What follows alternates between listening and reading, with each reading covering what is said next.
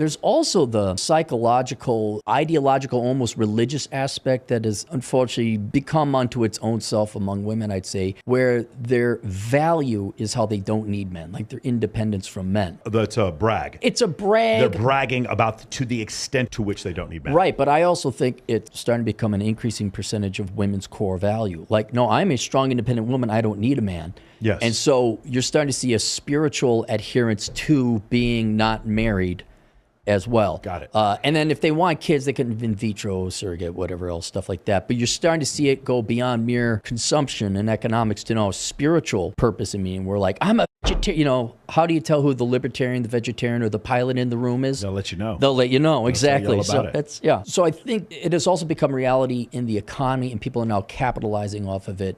That now there's a financial incentive. Now, how it, interestingly enough, with men, all economies in the past, all this thing, the electricity, you know who invented that? Men did. Men did. Yeah. Right. You know why he invented it? Because they were trying to impress We women. wanted to get laid. That's it. There's all of economics right there for you. Please understand, I enjoy the fact that I compete with other men for women. Sometimes it sucked. I'll tell you, in junior high, it sucked. Yeah. In college, it sucked, losing to other men for women. But the fact that I did so, that got me into the gym, at the end, here you are. I got in better shape in the gym.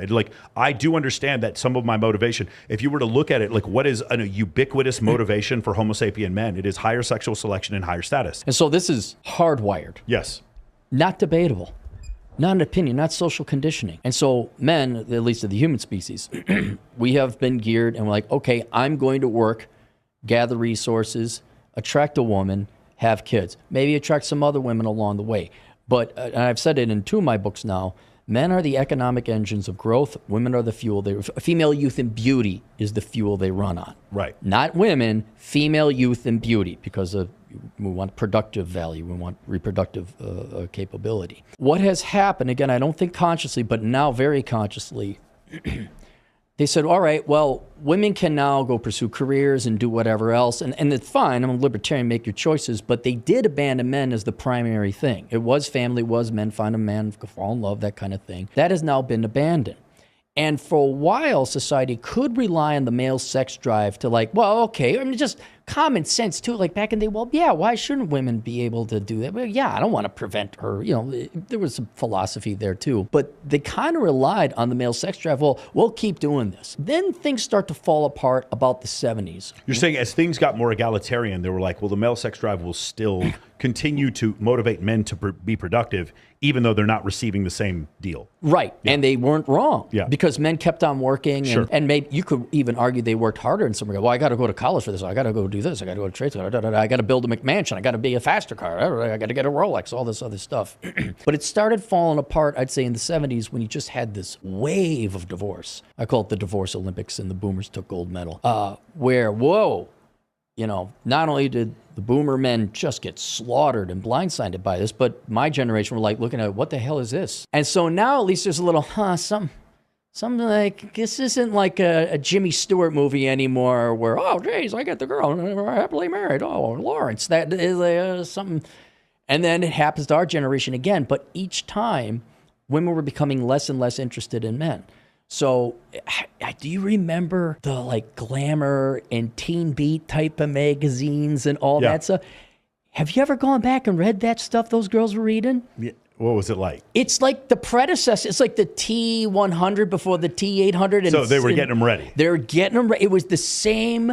It was the prototype. Yeah. It was the beginning. It was, and then, so in the 50s or 60s, Good Housekeeping, How to Keep a Nice House. Then whatever, Glamour or Teen Vogue was 287 ways to tell if your man's a jerk and one to tell if he's all right.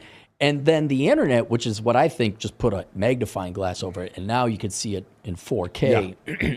And now we've accelerated to the point where we're most adversarial in competing against one another, where it's an us versus them. It is very clear, generally speaking, women are not fans of men. They may not hate men outright, but they are certainly not there to make you a sandwich or even consider you a priority in their lives. Another way to say is most women find most men unattractive. Correct. So what has happened now is that we're coming on our third, fourth generation under this, I hate to use the word paradigm. It's very clear to young men today just how little interest women have in the average man. Yes. And now you are seeing men shutting down. I call it the Scooby-Doo mystery. There's all these, I think maybe it was like a year back. Do you remember like CNN and CBS, all the legacy media?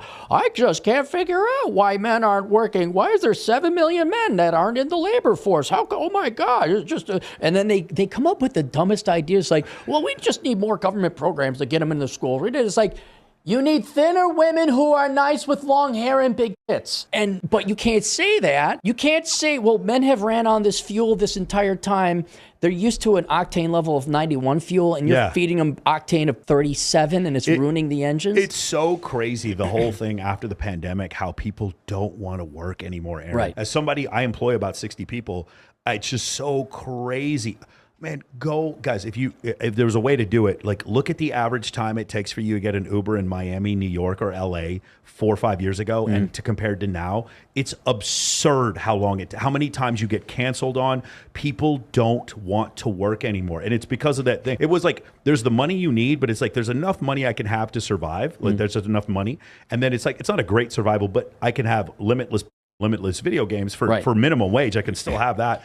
So I get to like this certain level, and then like to go above that, to get the delts and the 6-pack and to have the high, the nice job, and like owning a sports car, it's just like owning a boat. Like there's a bunch of maintenance and other bullshit that goes along with it. What am I willing to do? I love Mastro's. I don't go there by myself often, but like I would take my girlfriend there. So me going to these nice restaurants, dressing the way I do, all these kind of things that I do, what is the effort, right? And whether or not I realize this consciously or unconsciously, it is because of women. And so when you take that away, like you said before, now I have no desire to even drive Uber anymore. Right. I can like, what is the least I can get by? Unemployment doesn't look so bad. I can buy McDonald's. And so you just get more people that are being pulled down by the force of average. And I've just noticed like this desire to work is just gone. And here's the thing. Women have taken away both the carrot and the stick. They've taken away the carrot because, I'm sorry, they're just not attractive anymore. Here, the internet, whether it reflects reality or not, doesn't matter. When you look online, I don't see the nice girls saying, no, we like men in here. If anything, you see scam gals who ended up being porn stars in the past. Like, oh my God, I baked some cookies. Yeah. Crucifix right in her ample cleavage right there. Oh yeah, I totally love Jesus. Let's make some babies. Anyway, that's all gone. If anything, men are demoralized watching what they see in media and online and all that. So the carrot is gone. Women are overweight. They're not physically attractive. I have erectile dysfunction. I guarantee you if I put a 25-year-old hottie in front of you, it's going to go away. It's not there. There's no motivation. Yeah, having a young, hot girlfriend, I promise you, it'll cure erectile dysfunction, your addiction to like there's so many things that all of a sudden are magically cured. Oh, it's miracle. Your depression is gone. All of a sudden you have a higher self-esteem. You spend more time in the gym, but just having a hot 21-year-old girlfriend for some reason. It's just go crazy. Boy. It's like, I didn't need this pill. It was nuts. I just had a hot girlfriend, and then all of a sudden all of it went away. Mystery, so crazy. So there's that, but then you also take away the stick where, again, I don't want to introduce politics into it, but girls keep voting in for a welfare state. And you pay men not to work. And, remember what we were talking about? Men would be in caves if we could be? Yeah. Well, what do you call living in the basement, playing video games and doing whatever, Adderall or what, I don't know what young people do for drugs. Four Loko, Adderall, and Call of Duty, man. Pot, Let's go. Right, exactly. So you've given them no incentive before the welfare state. If you didn't work, you would die. And now with both of those gone, you're paying men to simply exist, but no reason for them to excel. And so now, and this is where it goes back to economics, now you start seeing it. Male labor force participation rate is going down. Our GDP growth is half of what it used to be, because GDP growth goes like this. So when you take an average, we used to average 4.5% between 1940 and 1960. That 20-year average is down to like 2.25 now. Sure. So we're half. We obviously have more debt, all this other stuff. What you're seeing is the economic engines of America shutting down. You're seeing men going into a hibernative state just to survive, because you said, well, there's really helps look at it from Maslow's hierarchy of needs, where imagine if Maslow's hierarchy of needs ended after the second level. There was no self-esteem, there was no marriage, there was no family, there was no self-actualization, because girls just weren't interested, and they told you, well, and the government's going to pay for my food, clothing, and shelter. Boom, you're going to stay so right there. We have a society that's at level 2 or 3. Maybe not even 3, but because 3 would indicate you'd go to the gym and have a little bit of self-awareness. But 2 or 3 right there on that border is where most of us are sitting. And you don't get booming economies. You don't get technological advancements. This is a stagnating society.